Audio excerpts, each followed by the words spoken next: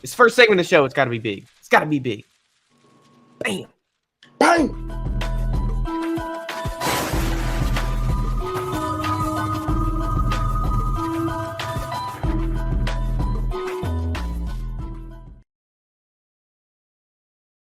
Hey, the Saints lost. I know. We're going to talk about that. We're going to talk about that. That's like the first thing on my list we got to talk about. Because after their like offensive high, Derek Carr seemed to revert back to his old self. And the Saints lose 15-12 to the Eagles, and they fall 2-1. A lot of injuries happened, Nate. Eric McCoy, the starting center, out. He had surgery, having surgery tomorrow or the next day. Pretty soon. Eric McCoy, the starting center for the Saints, got injured. He's having surgery. They're avidly looking for a replacement. Avidly. Like, this is something I've never seen Dennis Allen do. It's just like he's going to roll with the punches regardless. But now, after he gets a taste of winning, he wants to continue the trend.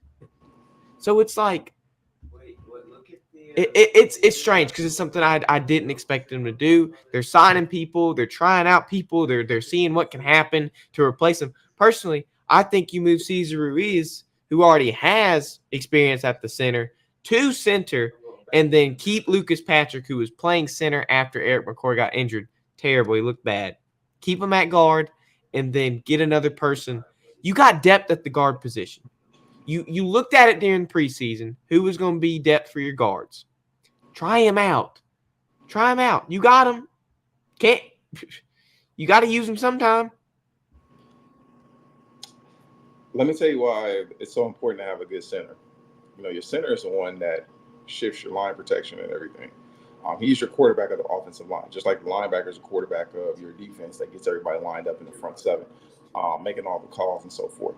Now, the center position is very, very just as hard. Center, linebacker, and quarterback are some of the hardest positions because, again, it takes a lot of thinking. You have to be extremely smart and know the game of football, have a great feel for the game of football. Now, New Orleans has lost their center and another offensive lineman, if I'm not mistaken. Was it a tackle?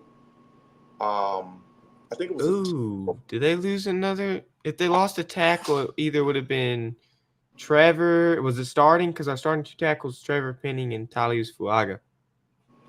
Okay, I thought y'all lost another O-line, but the importance of your center who's going to shift the protection, slot the protection, make sure he calls out the blocks because there's a numbering system from what I was told and what I learned my last 2 years in Detroit, that your center has to be spot on. Your center has to be spot on. Know the possibilities, the possibilities of blitzes, blitz pickup and everything, tackle in stunts and so forth.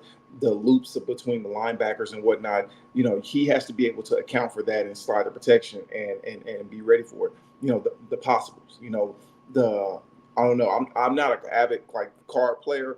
I don't know how to play spades like that, but you know, when you play the game of spades, you know, you got three in a possible. You have to be able to acknowledge and identify the possible blitz that's going to come. So it's very important for you to have a really, really good center.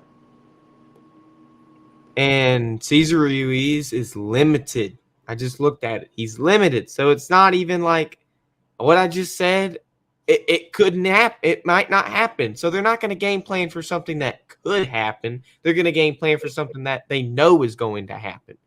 So what I want, the best scenario I want, is not going to happen now because they're not going to game plan for it. Why game plan for something you don't know 100% is going to happen?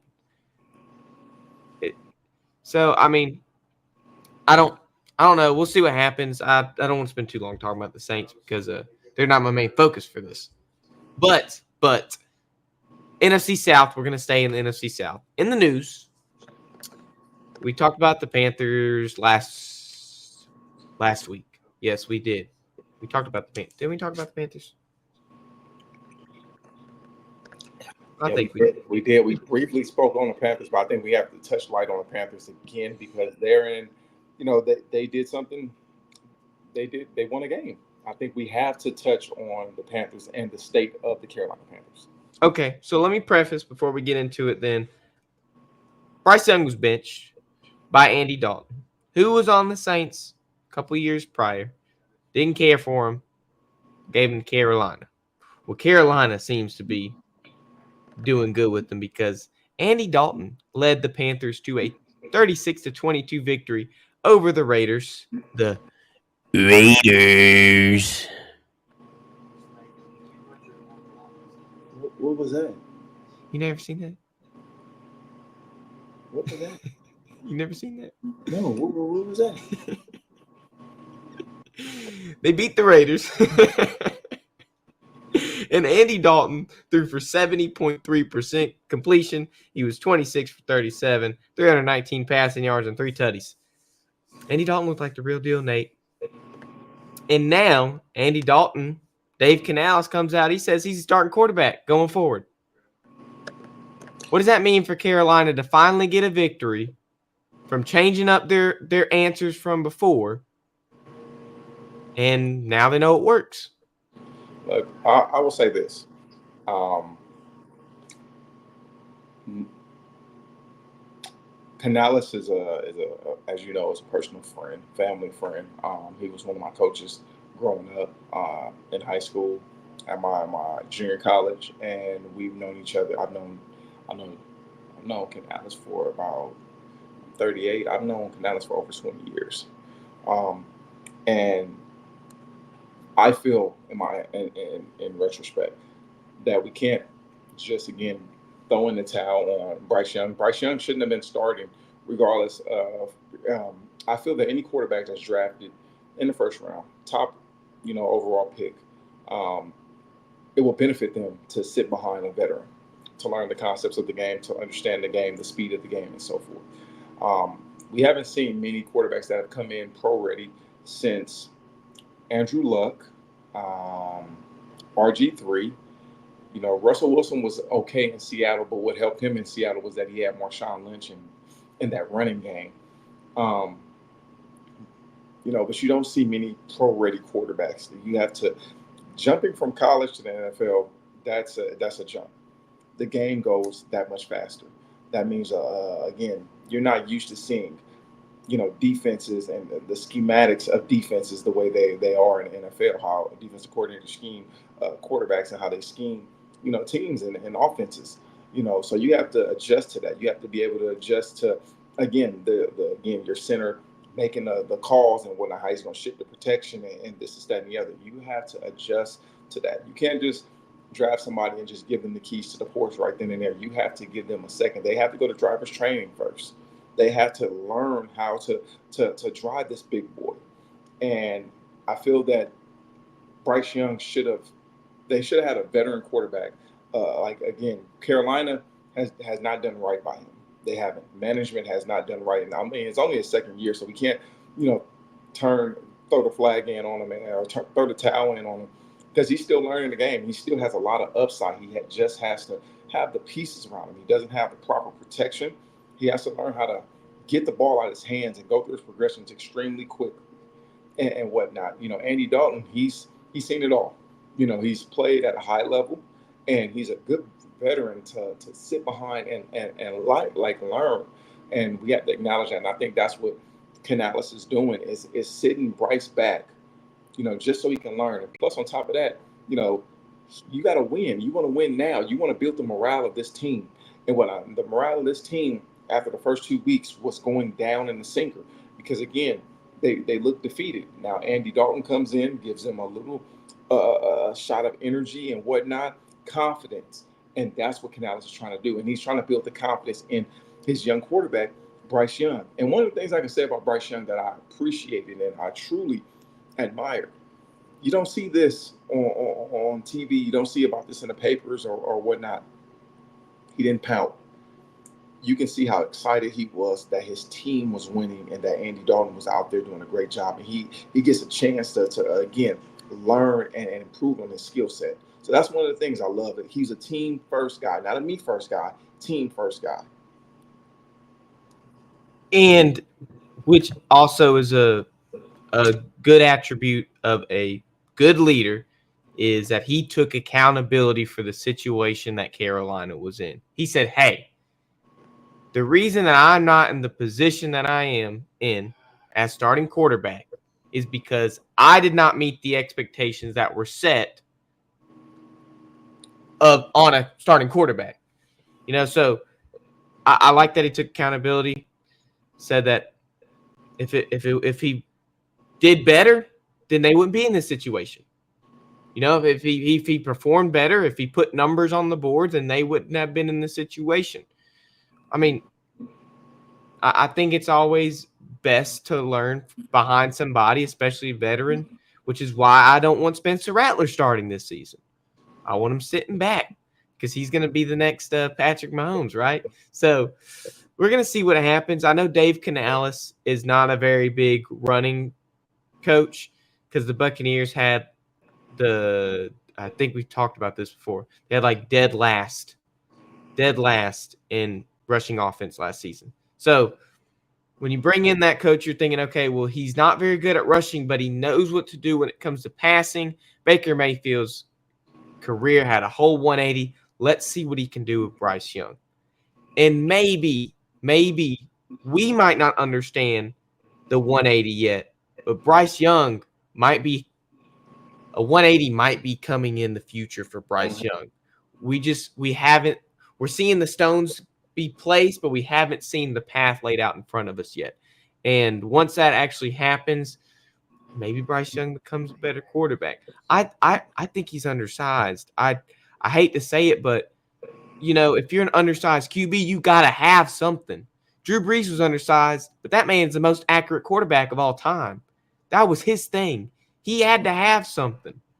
So like when you got to give and take, what the Lord takes from you in height, he gives you in accuracy.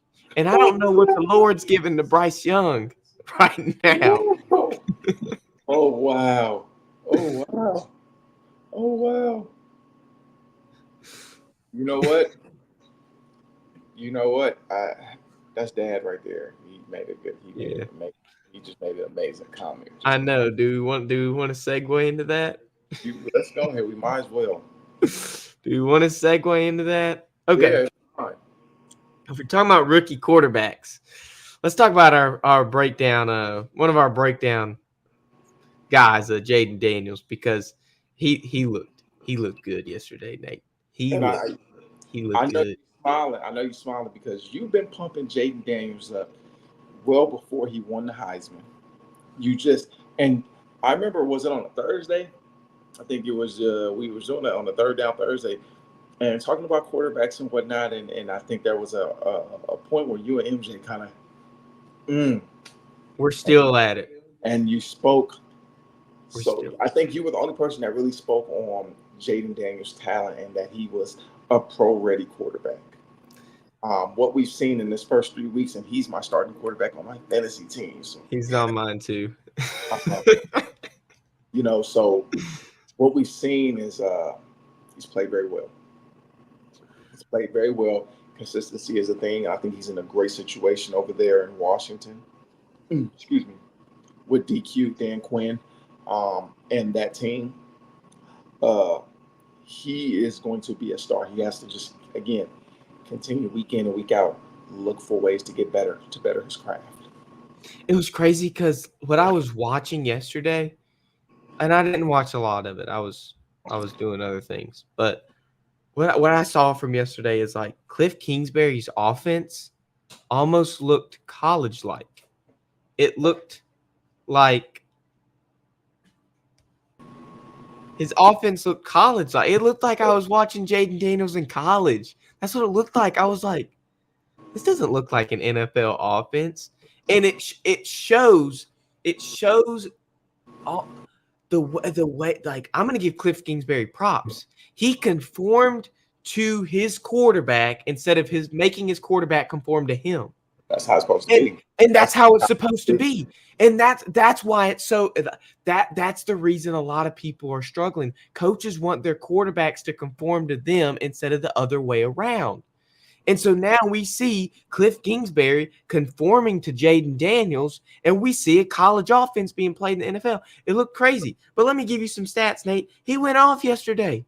He led the Commanders to a 38-33 victory over the Cincinnati Bengals. LSU quarterback versus LSU quarterback.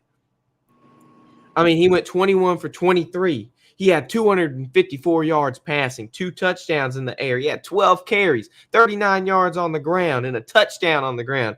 He broke the rookie record. The rookie record. I mean, we talked about him breaking FBS records last year and SEC records last year, Nate. He don't stop with the record breaking. He broke a rookie record yesterday. 91.3% completion rate a game. Highest completion rating for a rookie in a game ever. He also, you want to listen to another record he broke? The first player since 1950, 75 years just about, with 250 yards passing, a touchdown on the ground, and 90% completion percentage. Oh, we're looking at video game numbers again, Nate. We're about playing half the Madden game. He was playing the full Madden game. Looked about in college. We're only playing half of it, but the stats he's putting up now in the NFL is what he was putting up in 91%. 91. If I make that on a test, I'm gonna go home happy. He better had went home happy to his mama with 91% completion percentage, because I'm sure it said a fat A right there, and his mama gave him a big hug, and she was proud. You know, I do have to. We acknowledge and we point out, like, how he's progressed and week in and week out. But again, like you said, we have to give Cliff Kingsbury, excuse me, the credit due. He's opening up that playbook, and he's really calling plays that suits the strengths of his quarterback, and that's what coaching is. It's not trying to make your players conform to you. It's, as a coach, what can you evolve? The game it has evolved in so many areas. We're seeing college implementations of running, like, the running game, the college form being implemented in the NFL. The game is evolving, and coaching has to evolve. You have to be able to relate. You have to be able to coach these players, these new athletes, and you have to be able to get the most out of them. And I love what Cliff Kingsbury is doing. He's getting the most out of his quarterback. And he's over 80% completion for the season. And keep in mind, he is still running the ball a lot more than I would want him to. And that's the caveat right now. I think it's give and take, and we have to get the young quarterback to know, run if there's no other option. Slide, please. Slide. Go down. Don't take no unnecessary hits. And he's going to end up. Yeah, the ground is undefeated. He's going to end up like another Washington quarterback. The ground is undefeated. Not that long ago. And the ground is undefeated. Now he's sliding his feet first. I'm hoping. I want to see him. I would love to see him win Offensive Rookie of the Year, because if he wins Offensive Rookie of the Year, the person you see now talking to you, he's going to be about 5 times as worse come Thursday when the Offensive Rookie of the Year is announced. Because I was verbally harassed for so long about Jayden Daniels versus Caleb Williams. And if Jayden Daniels, look at me, Nate. If Jayden Daniels wins Offensive Rookie of the Year, Thursday night, the next Thursday night, is going to be a rude awakening for TDT Media.